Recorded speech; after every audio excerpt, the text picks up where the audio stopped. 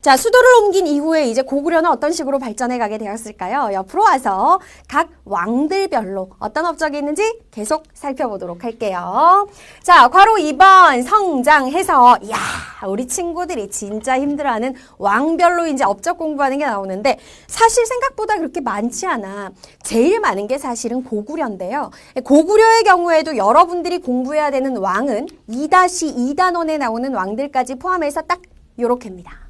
태고미고 소광장. 요 말을 선생님이 앞으로 수시로 할 거야. 여러분의 머릿속에 세뇌시키기 위해서. 태고미고 소광장. 자, 광개토대왕과 장수왕은 2-2단원에서 나오고요. 2-1단원에서는 소수리망까지 정리를 할 거예요. 자, 태조왕부터 고국천왕, 미천왕, 고국원왕, 소수리망, 태고미고소 지금부터 하나씩 살펴보도록 하겠습니다. 자, 첫 번째 태조왕. 태조왕은 고려의 6번째 왕이에요. 6대 왕인데 시기적으로 언제 왕이냐면은 1세기 후반, 1세기가 거의 끝나갈 무렵의 왕이었어. 이 태조왕 같은 경우에는 어떤 업적이 있냐면 고구려라는 나라가 1단원에서도 얘기했었지만 땅은 참 넓은 편이긴 했는데 처음부터 산악지대이고 농사가 잘 안 되고 그러니까 그런 단점이 많았단 말이지. 그래서 고구려의 왕들의 가장 이제 큰 목표는 뭔가 농사 잘 되고 사람 살기 좋은 곳으로 영토를 넓히는 게 항상 최대의 목표였어요. 그래서 어떤 노력을 했느냐, 태조왕이 밑에 보니까 이제 한반도 지역이 있는데 이 밑에 보니까 옥저라는 나라 있고 동해라는 나라 있죠. 이쪽 지역이 바닷가이면서 농사도 잘 되고 사람 살기가 되게 좋은 거지. 그래서 동해안 쪽으로 영토 확장을 위해서 진출을 해가지고 결국 어떻게 해요? 고구려의 아래쪽에 있었던 옥저 지역을 완전히 정복하게 됩니다. 그래서 옥저라는 나라가 역사 속으로 사라지고 이 지역까지 고구려가 차지를 했고요. 자, 그 다음에 이제 두 번째 태조왕의 또 하나의 목표. 요동지방을 차지하는 게 목표야. 요동지방으로의 진출을 꾀했다. 그런데 여기서 중요한 건 무엇이다? 요동으로 진출을 했다가 아니고 요동으로 진출을 꾀했다. 요동지방으로 진출하기 위해서 참 노력을 많이 했지만 요동을 차지하지는 못했다. 이런 뜻이야. 자, 중요한 것 또 하나 얘기합니다. 앞으로 여러분들이 역사를 공부하면서 요동지방, 요서지방 정말 귀에 못이 박히게 듣게 될 거야. 그래서 앞으로는 선생님이 막 얘기하다가 야, 요동지방이 이런 얘기를 하면은 뭐 굳이 선생님이 지도로 안 그려줘도 이게 어딘지 머릿속에 딱 떠올라야 되는데 옆에 선생님이 지금 지도 그려놨죠. 한반도 북부 지역 그려놨어요. 한반도 북부 지역이고 잘 봐. 여기가 압록강이란 말이야, 이쪽이. 그 다음에 이 위쪽이 두만강이야. 압록강에서 지금의 중국 땅으로 딱 넘어가면 여러분들 교재에도 보이지만 요렇게 볼록하게 생긴 땅 하나 보이시죠? 여기가 바로 어디냐면 요동지방이야. 앞으로 요동이 나오면 여기라는 거 알고 있어야 되고 참고로 왜 여기가 요동지방이냐면 중국 땅에 보면요. 여기에 랴오허강, 요하강이라는 강이 흘러요. 이 랴오허강의 동쪽이다 그래서 여기가 요동. 넘어서 여기를 우리가 요서. 여기는 요동. 아이고 글씨 봐라. 요렇게 우리가 부르는 겁니다. 아시겠죠? 그래서 요동지방을 너무 탐냈어. 진출을 꾀했는데 차지를 하진 못했고 참고로 고구려가 요동지방을 완전히 차지한 건 4세기 가서였어요. 자, 태조왕의 업적 두 가지. 옥저를 정복했다. 요동으로 진출하려고 노력했다. 공부했고요. 자, 이번에는 조금 이제 시기를 지나서 한 100년 지나갑니다. 2세기 후반의 고구려의 왕. 이름하여 태고미고소의 두 번째 등장하는 고국천왕 가도록 할게요. 이 고국천왕은 고구려의 9번째 왕이었어요. 이 시기에 와서 고구려는 왕권을 굉장히 많이 강화를 합니다. 앞단원에서 우리가 배웠지. 부여하고 고구려는 원래 연맹왕국이었어. 5개의 부족이 힘을 합쳐서 나라를 하나 만든 시스템이었다라는 거지. 그러다 보니까 왕이라는 존재가 있긴 했지만 그 왕의 권한은 사실 찌질했어요. 왕이 그렇게 파워가 없어. 왜냐하면 같이 힘 합쳐서 나라를 만든 부족들의 부족장의 눈치를 봐야 했으니까. 문제는 왕이 부족장들의 눈치를 보는 시스템 하에서는 절대로 나라가 크거나 발전할 수 없어. 왕권이 강해질 수가 없지. 그래서 고국천왕은 왕권 강화를 위해서 굉장히 노력을 하는데 어떤 업적이냐면은 왕권을 강화하기 위해서 자, 왕위 계승을 누가 누구에게로? 부자 상속. 아버지가 아들에게로 왕위를 물려주는 체계를 확립을 하게 됩니다. 그러니까 선생님은 여자지만 선생님이 남자라고 가정을 하고, 자, 선생님이 왕이 됐어요. 그러면 특별한 일이 없는 한 이제 내가 왕위에서 물러날 때 내 자식, 나의 첫째 아들이 왕위를 물려받고, 그 다음에 나의 손자가 왕위를 물려받고, 이게 왕위의 부자 상속이야. 이렇게 해서 한 집안이 왕위를 차지하게 되면 왕권이 굉장히 강화되고 나라의 질서가 안정돼요. 그 역할을 고국천왕이 했었고요. 그 다음에 이제 또 하나 고국천왕이 노력한 게 있어요. 이것도 사실은 왕권 강화와 관련된 건데, 자, 반복되는 얘기지. 고구려는 원래 5개의 부족이 힘을 합쳐서 만든 나라야. 계루부, 전로부, 소노부, 순노부, 관노부라고 하는 5개 부족이 있었어요. 얘네들이 이제 야 우리 나라 하나 만들래? 이래가지고 5이서 힘을 합쳐서 만든 나라가 바로 고구려였는데, 그럼 이제 고구려의 왕권이 강해지는 과정에서 이 부족들의 힘을 어떻게 해야 돼? 눌러줘야 되잖아. 그래서 일단 이름을 다 바꿔요. 부족의 색채를 완전히 떨쳐내기 위해서 야 니네 이제 이런 이름 쓰지 마. 이거 쓰지 말고 방향으로 이름을 바꿉니다. 너 동부, 서부, 남부, 북부, 중부 이렇게 이름만 바꿔도 사실은 굉장히 좀 부족적인 색채가 떨쳐져 버리는 느낌이 들지, 그치? 이런 식으로 바꾸면서 그 전에는 왕과 이들의 파워가 거의 비슷비슷했다면 얘네들을 왕 밑에 귀족으로 전부 다 포함시켜 버리는 거야. 즉 5개의 부족을 무슨 성격으로? 왕이 다스리는 부서, 행정적인 성격으로 개편을 함으로써 무슨 냄새를 다 없애버린다? 부족적인 성격을 모두 다 떨쳐버렸다, 없애버렸다. 이게 고국천왕의 2번째 업적이에요. 즉 고국천왕은 왕위의 부자 상속을 확립하고 부족의 색채를 떨치고 행정적으로 개편을 하면서 왕권을 강화하는 역할을 아주 크게 했다. 이렇게 정리하시면 되겠죠. 태고, 미고, 소 앞에 2명의 왕 정리했습니다. 이제 계속 넘어가서요. 이번에는 태고, 미. 3번째 등장하는 4세기 초 미천왕 이야기 해보도록 할게요. 자, 옆으로 가겠습니다. 3번째 등장하는 왕 미천왕. 뭔가 되게 미천한 것 같아 할 때 미천. 이 미천왕이요. 왕이 되기 전에 사실은요. 그냥 시장통 같은 데서 사람들한테 소금을 파는 소금 장수였대요.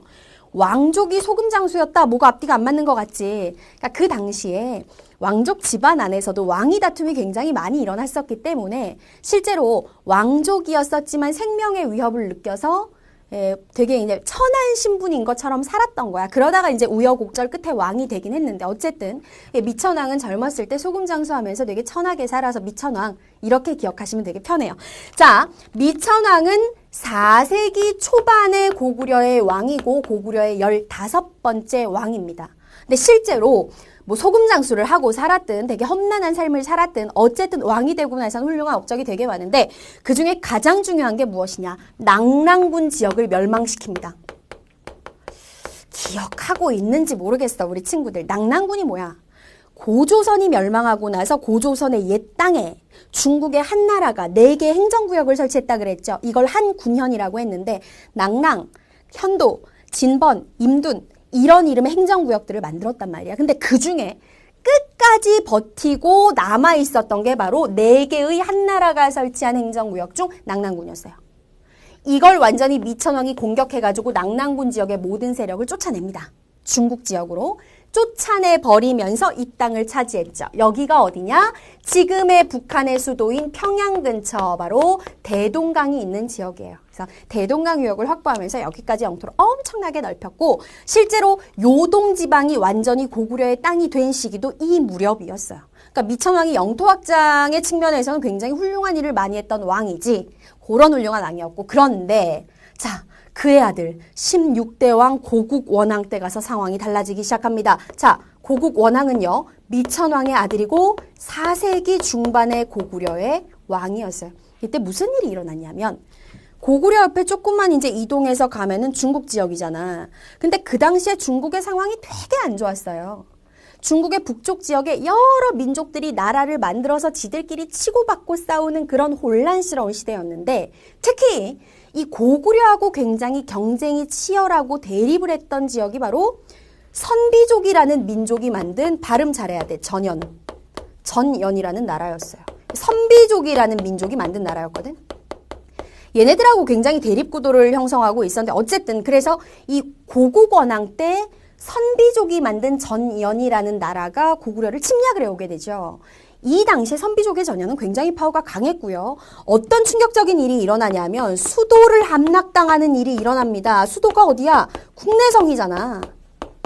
수도를 털렸다라는 건 굉장히 국가적으로 위기가 닥쳤다라는 거지. 근데 어쨌든 이 수도를 함락당하고 나가지고 혼란스러운 상황에서 고국원왕이 이 뒷수습을 하기 위해서 굉장히 많이 노력을 하고 있었는데 수도가 개판이 되다 보니까 안 되겠다. 이 수도 지역은 복구하는데 시간이 좀 많이 걸릴 것 같아. 좀 더 남쪽에 있는 좀 비교적 피해가 덜한 평양 근처 우리가 그 지역으로 가가지고 새로 재정비를 하자. 이런 노력을 하고 한반도의 남쪽을 노리기 시작합니다. 그러자 한반도의 남쪽에서 굉장히 강력한 힘을 가지고 버티고 있었던 백제가 열받았죠. 문제는 뭐냐면 뒤에 가서 설명하겠지만 4세기 중반 이 시기는 고구려 백제 신라 중에서 누가 가장 막강한 힘을 자랑하던 시대냐면은 고구려가 아니야. 백제가 제일 잘 나가던 시기야. 이 당시 백제의 왕이 백제 역사에서 가장 훌륭한 왕으로 손꼽히는 근초고왕이 있었을 때란 말이야. 근데 고구려가 진해 수도 전연한테 털렸다고 밑으로 내려와가지고 국가를 재정비를 하려고 하니 백제 입장에선 어쭈 이거 봐라 아래쪽 땅을 탐내네 이렇게 되는 거죠. 그래가지고 백제 근초고왕이 군사를 이끌고 고구려의 중요한 지역 중 하나인 평양성을 공격해 오게 되고요. 근초고왕 쌈 짱 잘했거든요. 고구려가 지게 되죠. 근데 그냥 진 게 아니라 고국원왕이 근초고왕의 공격을 받고 전쟁에서 전사를 합니다. 죽었다는 뜻이에요. 원통해하면서 죽었다. 그래서 고국원왕이죠. 왕이 전쟁 도중에 죽었으니까 당연히 어떻게 되겠어? 고구려는 고국원왕 따라서 국가적인 위기를 맞이하게 되었다. 심각한 상황에 처하게 됩니다. 자, 하지만 이 모든 상황을 극복할 수 있었던 건 너무나 똑똑하고 현명했던 이 고국원왕의 아들이 있었기 때문. 그가 바로 17대 왕 소수림왕이에요. 진짜 중요합니다. 15대 왕, 아들 16대 왕, 아들 17대 왕이야. 시기는 언제냐? 4세기 말, 4세기 후반이야. 자, 소수림왕은 시험에서 100% 항상 등장을 하는데 너무 중요한 세 가지의 업적을 시리즈로 다 가지고 있어요. 일단 첫 번째, 지금 아버지 때 난리가 났잖아. 아버지는 전쟁에서 전사를 했다고요. 빠르게 이 위기를 수습해야 되잖아요. 그래서 했던 거 첫 번째, 국가 질서를 바로 잡아야 되겠다는 생각에 율령을 만들어서 반포를 합니다.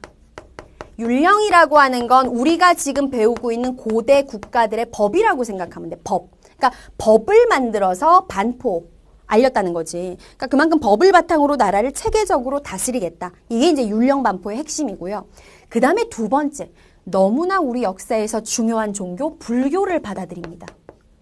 불교가 들어오기 전까지 뭐 백성들, 왕실, 귀족은 전부 다 토속신앙, 미신 이런 거 다 각각 다양하게 믿고 있었어요. 근데 하나의 종교를 받아들여서 이렇게 쭉 모두가 하나의 종교, 하나의 신을 믿게 하면 좋은 게 무엇이냐? 일단 백성들의 사상을 통합할 수 있고요.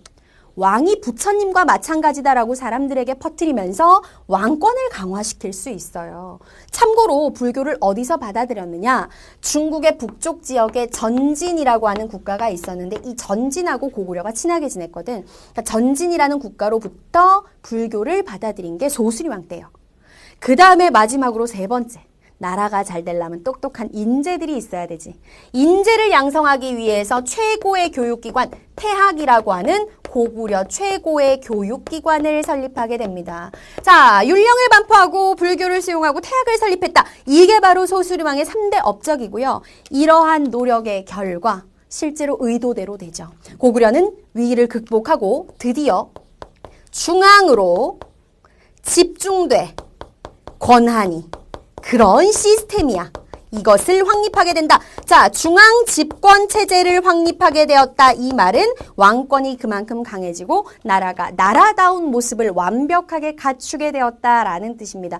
그러니까 소수림왕이 이런 업적을 남겼기 때문에 너무나도 유명한 왕 광개토대왕도 등장할 수 있었고 장수왕도 등장할 수 있었던 거예요. 아시겠죠?